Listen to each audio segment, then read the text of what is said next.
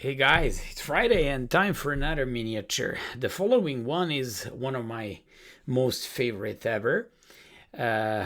You probably heard of Aaron Nimzowitsch, father of positional chess, and we all know how he wrote a fantastic book, My System, how it helped numerous of chess players and throughout the generations to improve their positional aspects of the game. But the following game is absolutely uncharacteristic for his chess style.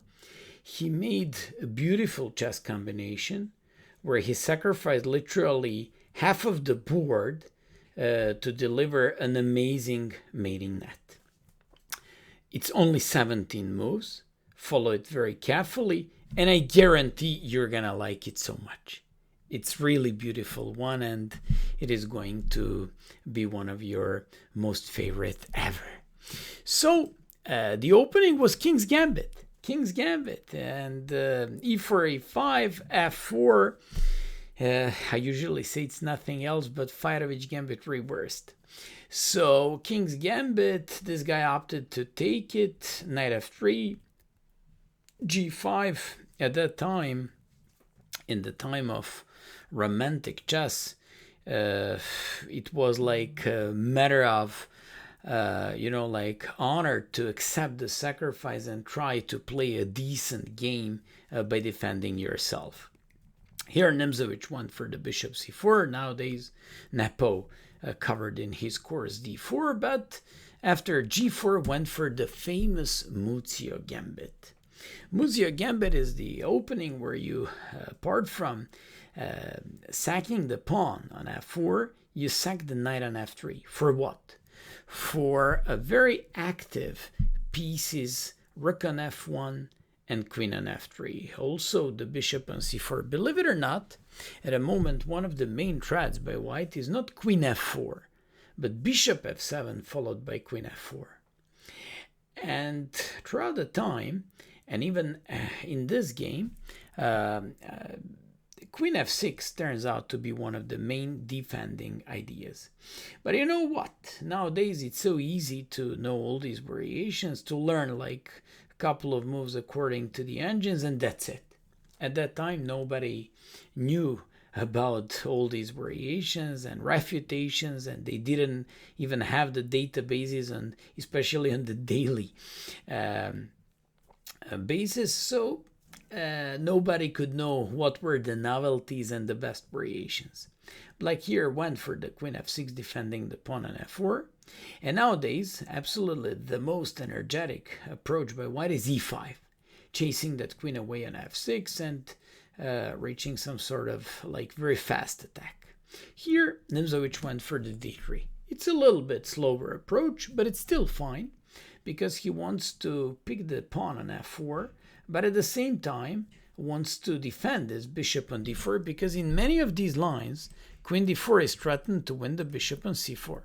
So he went for the d3, defending the bishop, threatening knight c3, knight e5, going after the queen and the pawn on c7, and trying to take on f4 because he doesn't care so much about the pawn on f4. After bishop g7, Nimzowitsch played knight c3. So what's the point of knight c3? Obviously, he wants to play knight e5, harassing the queen on f6 and threatening pawn on c7. Black went for knight c6, played bishop f4, and played knight e4, attacking both queen f3 and pawn c2, queen f2, and played d6. Who would say that the following combination would appear and happen in the next 5 moves? And I guarantee the following mind-blowing action by white is going to become one of your most favorite mating patterns you're going to remember. So played knight e5, threatening queen f6 and pawn on c7, and queen went back to d8. So it's still nothing. White doesn't have a clear way to finish off this guy.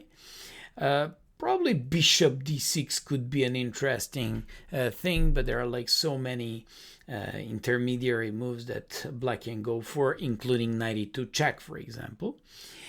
And here Nimzowitsch played e5. it's very important to do the kind of disconnection between the knight on d4 and bishop on g7. Also, keep in mind that the pawn on f7 is always the weakest thing here, and that if pawn takes, he wouldn't waste his time but to take on e5 because he threatens mate, he threatens bishop, and he threatens knight on d4, which will win on the spot. Very nice tactical thing, and even include rook a to e1, including one more piece into the action. Nimzowitsch opponent went for c6. Makes sense. If you want to take on c6, on d4, I'm going to take on d5. I'm going to simplify the game and get a decent counter. Chances basically he's up a piece and he should be winning here. Game is going to end in 4 moves. Can you stop the video and try to find the following combination? For all of you who found bishop g5, congratulations. It's a nice discovery by the bishop on g5, but at the same time, you're threatening mate on f7. Black went for the queen d7. Nice one. Once again, Nimzowitsch, once again I have to repeat, father of positional play, guy who liked to play positionally so much, and this game showed all his tactical, like power and strength in just like a couple of moves. Played knight c7, did the fork, but he's not interested in fork, he's interested in mate. Can you see it? Queen takes c7, goes with bishop f7. And one might say, okay, I see e6, knight e6, bishop e6, and then probably queen e8. It won't be made because if king e6, queen f5. But what to do and how to finish him off here? Using the queen f5. Forcing line, queen sacrifice. After he sacked the piece, went for this one, sacked the knight on c7, sacked the piece in the beginning, in the opening, knight on f3. Now sacrificing the queen, and look at this beautiful mating pattern. Pawn on e6, 2 bishops, and king on d7. Was absolutely stuck. Hope that you enjoyed this miniature.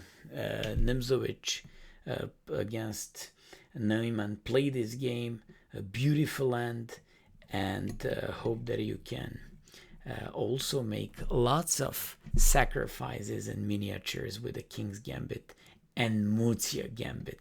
This was the second video of the Muzio Gambit here on the channel. For the first one, you just have to find, I believe it's some sort of name like romantic chess and something like that. So enjoy these videos and enjoy your games and King's Gambit experiences in the future. Bye bye and thanks.